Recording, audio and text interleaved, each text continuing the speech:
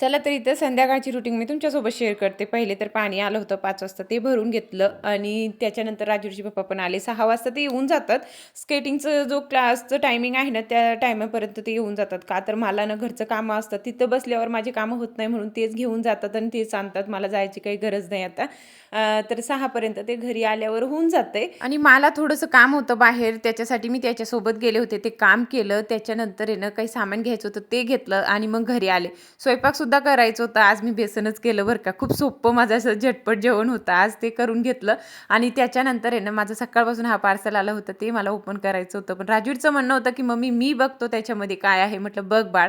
आणि ही घडी मी ऑर्डर केली होती. खरंच खूप छान आहे आणि क्वालिटी पण चांगली आली त्याची आणि प्राईस पण खूप कमी होती त्याची आणि व्यवस्थित आम्ही दोघं मायलेकांना लावून घेतली. राजवीरचं म्हणणं होतं, की "मी लावतो मम्मी." पण म्हटलं, "वरती हात पुरणार नाही बाळ, मी लावून देते." तर बघू शकता किती छान दिसते ना. तर चला इथेच एंड करते. बाय.